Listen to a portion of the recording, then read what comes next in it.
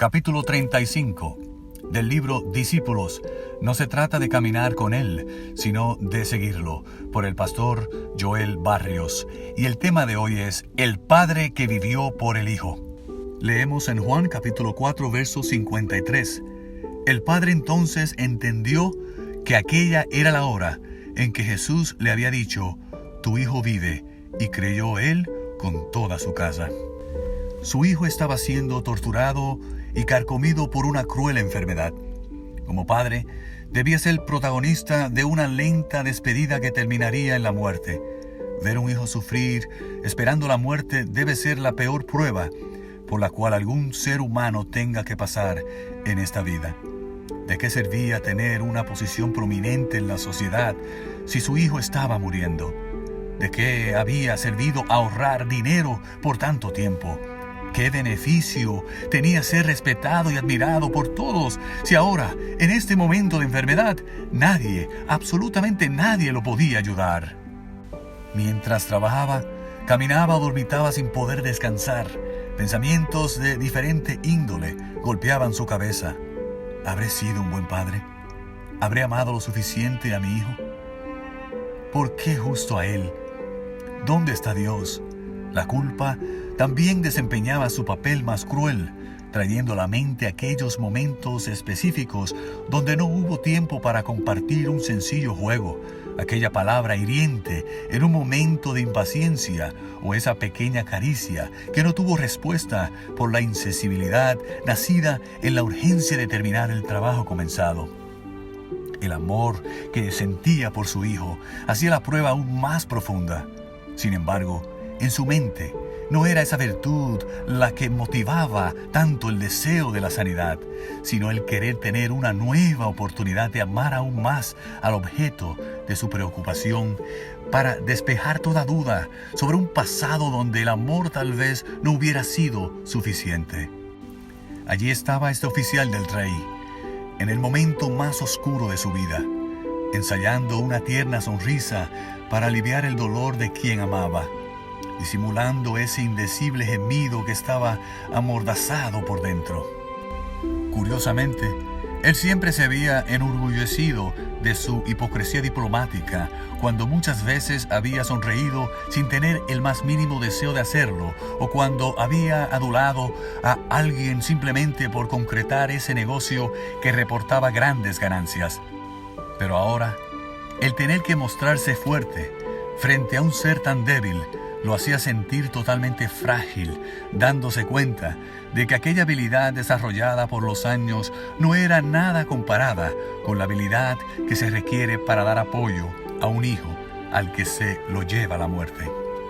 Había ido a médicos, había hecho promesas y votos, había pasado noches en oración y rezo, pero nada había sucedido. Solo le quedaba probar una cosa. Y aunque hasta ahora se había resistido a hacerlo, lo que sentía por su hijo era muy superior a los prejuicios que estaban arraigados en su mente. En esos días, había oído que Jesús, ese humilde carpintero, venía a Capernaum. Le habían comentado que él no solo enseñaba, sino que también sanaba. Incluso, algunos se atrevían a especular con la idea de que tal vez fuera el Mesías. ¿Sería posible que ese joven rebelde pudiera tener la solución que tanto ansiaba y rogaba? En ese momento, quietamente se levantó de donde su hijo dormía sufriendo para ir en busca de la última opción que le quedaba. Mientras cruzaba el umbral de la puerta, sus ojos se revelaron y dejaron salir todas las lágrimas tanto tiempo contenidas, mientras que la voz, que deseaba intensamente acompañarlas, prorrumpiendo en ruidoso llanto, quedó tensamente sumisa, haciendo un nudo en la garganta. Eso apresuró aún más su salida para ir en busca de aquello que no sabía si encontraría. Mientras caminaba, sentía como que algo lo impulsaba. A pesar de que iba en busca de la sanidad de su hijo, caminaba como si fuera en busca de su propia sanidad. Por momentos dudaba de lo sensato de su empresa, pero al recordar el rostro de su hijo enfermo, sentía que cualquier esfuerzo valdría la pena, aunque no tuviera ningún resultado. Algunos le habían hablado de Jesús con esperanza, otros con recelos, poniendo en duda la autenticidad de lo que sus discípulos decían que era. Otros hablaban de él con intenso odio, a pesar de nunca haberlo conocido. Se decía que muchos lo seguían y que Juan en el Jordán lo había señalado como el elegido. ¿Será que el Mesías ya está con nosotros? Si él lo es, me demostrará sanando a mi hijo y entonces creeré, pensaba el noble. Si no hace lo que le pido, entonces es un impostor. Si es un impostor, sería un verdadero bochorno que me vean junto a él. Después de caminar por unas horas, se dio cuenta de que por primera vez en mucho tiempo su mente había dejado de estar centrado en los padecimientos de su hijo para pensar en aquel supuesto Mesías. De repente, volvió a la realidad y divisó una multitud. Sabía que por allí debía estar el tal Jesús. Su imaginación le había anticipado que se encontraría con un hombre de imagen y apariencia imponentes. Se metió entre la multitud y, forcejeando, trató de llegar al lugar donde todos miraban. Después de un prolongado esfuerzo por llegar al centro, quedó sorprendido al no encontrar nada más que gente y preguntó: ¿Quién es Jesús? Un joven que estaba a su lado, lleno de polvo del camino y despeinado por el viento, le contestó con tranquila autoridad: Yo soy. Silencio. Una mirada de desconcierto, prejuicio y hasta un poco de desprecio fue suficiente como para que el maestro se diera cuenta de la realidad de aquel corazón que lo buscaba. Sonrió tiernamente y en silencio lo miró a los ojos con una mirada que llegó hasta las mismas extrañas de aquel hombre desesperado. El noble bajó la vista como avergonzado y con la voz entrecortada le rogó que descendiese y sanase a su hijo que estaba a punto de morir.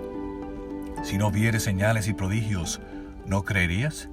Respondió Jesús, desnudando ante la vista de todos los presentes el corazón incrédulo de este noble desesperado. En ese momento, el noble comenzó a darse cuenta de algo que nunca había considerado.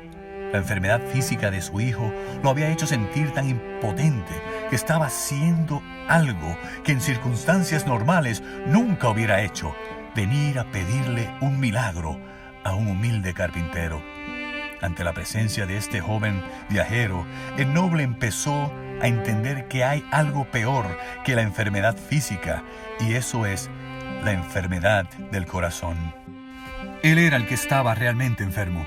Sin embargo, clamó sin pensar demasiado, tratando de desviar la atención de su propia miseria hacia el dolor de a quien tanto profesaba amar. Señor, desciende antes que mi hijo muera. El noble, acostumbrado a estar en el control de las cosas, traía un plan para Jesús, pero Jesús tenía un plan para él. Ve, tu hijo vive, le respondió. En otras palabras, tu hijo tiene falta de salud, pero tú tienes un problema aún mayor. Necesitas creer y aceptar la manera en que Dios desea hacer las cosas. Debes aceptar que la sanidad puede venir de un viajero despeinado y cubierto de polvo. No, Señor, desciende a mi casa, yo tengo que ver con cómo lo haces. Pero Jesús le dijo: ve, tu hijo vive. Pero mira, Señor, que yo he puesto como condición que creeré en ti si sanas a mi hijo. Por lo tanto, tienes que venir a mi casa para que yo vea que realmente lo sanas. Ve, tu hijo vive. Porque mira qué interesante pudo haber dicho Jesús. Yo he puesto como condición que tú creas en mí para que tu hijo se sane. El hombre creyó a la palabra de Jesús y se fue. Cuando el noble creyó que su hijo vivía, él mismo vivió. Tanto fue lo que creyó que no necesitó correr a su casa para comprobar que su hijo había sanado. Al otro día, volvió tranquilamente, dándose cuenta de que la enfermedad de su hijo había sido el camino usado por Dios para su propia sanidad, y que no era tan importante la salud física de su hijo como la salud espiritual de él como padre. ¿De qué servía que ese niño fuera sanado si no tenía a nadie que lo encaminara a la vida eterna. Jesús sanó a ese niño, porque ahora había un padre que le mostraría la salvación. La enfermedad de ese niño fue la razón por la cual ese padre se encontró con su propia salvación. Pero nota lo siguiente, ese niño creció y se hizo hombre y un día murió. ¿Crees que cuando murió no habrá tenido hijos y esposa que también oraban para que fuera sano y no muriera? Sin duda que sí. Sin embargo, lo que deseo que notes es que cuando ese niño murió, ya siendo un adulto, murió con la seguridad de la eternidad, porque había tenido un padre que había creído en un polvoriento viajero que andaba en Galilea. Para nuestra mente finita, incrédula y egoísta, son las bendiciones temporales de Dios las que nos causan más alegría recibir. Pero no olvides que Dios piensa en términos de vida eterna y que aunque ahora no lo entiendas, aunque tengas momentos de mucho dolor, aunque un hijo tuyo esté sufriendo, Jesús fue abandonado por su Padre en la cruz del Calvario para que ninguno de nosotros fuera abandonado en el peor momento de desesperación. Pero si tienes un hijo sano, quiero amonestarte en el nombre del Señor para que no seas incrédulo. No vaya a ser que el sufrimiento de Él sea la herramienta que haga que por fin salgas desesperado a buscar al Maestro. Si todavía no has decidido seguir al Maestro, debes reconocer que la única razón para ello es tu egoísmo e incredulidad. ¿Qué crees que demuestra más amor? ¿Desear 70 años de salud física para un hijo o rendirse ante Dios para que nuestros hijos puedan heredar la vida eterna? No seas egoísta, más que darle años a tu hijo, es necesario que le des eternidad. ¿Sabes cuál es tu verdadero problema? Todavía no creíste de todo corazón en aquel viajero despeinado. Recuerda que para que haya un milagro en la vida de tu hijo, primero debe ocurrir un milagro en ti. Aquel padre le reclamaba a Dios por la enfermedad del hijito cuando no se había dado cuenta de que Dios le estaba reclamando a él que eligiera la vida eterna. El padre debía ser sanado espiritualmente primero para que la sanidad física de su hijo tuviera sentido.